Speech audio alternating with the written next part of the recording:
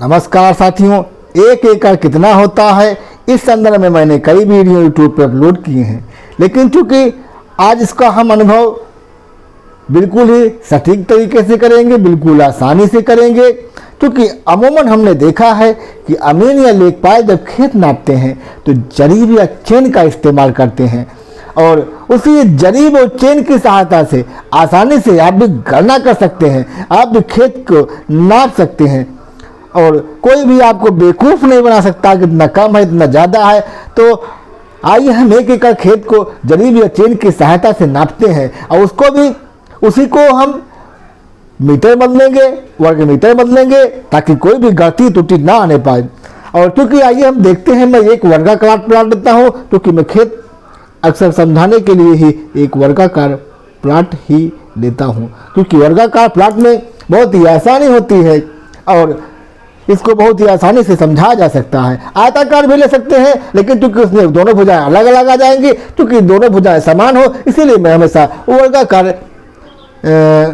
वर्गाकार ही आकृति को लेता हूं। क्योंकि आइए समझते हैं, अब देखते हैं हमने क्या लिया, जरीब लिया। जरीब में 3.18 एक भुजा ली, 3.18 जरीब दूसरी भुजा ली। क्योंकि गलती टूट जा सकती है इसीलिए हमने इसको जो है 181 कर लिया, मतलब 3.181 जरीब कर लिया। जब अब इसमें हम देखे हैं, अब इसको हम कड़ियों में चेंज कर लेंगे। क्योंकि पहली इकाई हमारी क्या है, 3 जरीब है। दूसरी इकाई क्या है, दूसरी इकाई 181 जरीब है।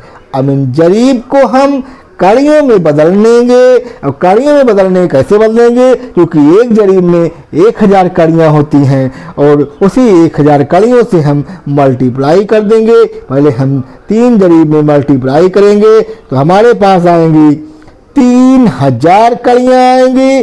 और अगर 81 को भी 1000 से मल्टीप्लाई करेंगे तो 181 कड़ी आएगी। ये भी कड़ी में आ गई और ये भी कड़ी हो गई, तो कुल 3181 कड़ी हुई। और चूंकि हमारी एक भुजा,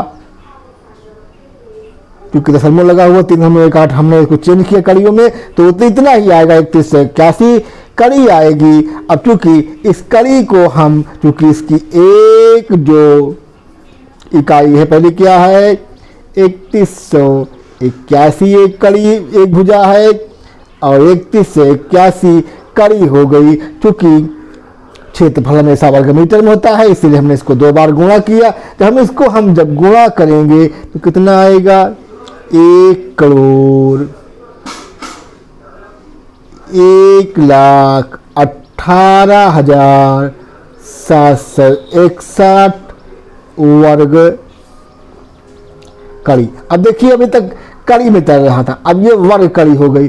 जब ये वर्ग कड़ी हो गई, ये क्या हुआ, हमारा 1 एकड़ खेत या जमीन हो गई है।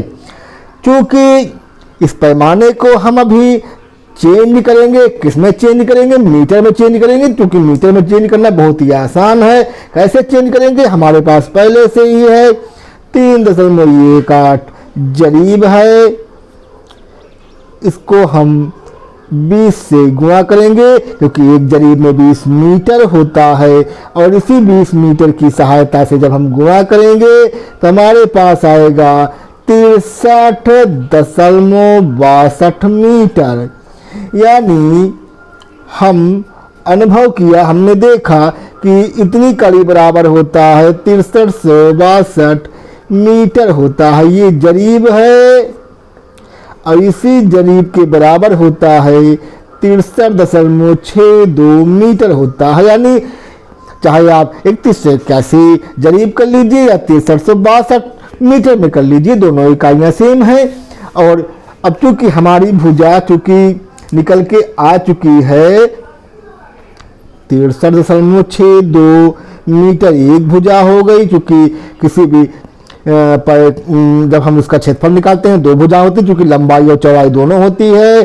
63.62 यहाँ हमने बराबर कर, इसको हम लोग मल्टीप्लाई करना है। जब मल्टीप्लाई करेंगे तो हमारे पास निकल के आएगी, इकाई निकल के आएगी 4047.5 वर्ग मीटर। यही हमारी क्या होगी, यही हमारा 1 एकड़ खेत होगा, यानी 1 एकड़ में होगा 4047.5 वर्ग मीटर। चूंकि एक स्टैंडर्ड नहीं है, ये लोकल पैमाने पे मान सकते कितना होता है। स्टैंडर्ड कितना होता है, स्टैंडर्ड एकड़ जो होता है 1 एकड़ बराबर होता है 4046.8 वर्ग मीटर।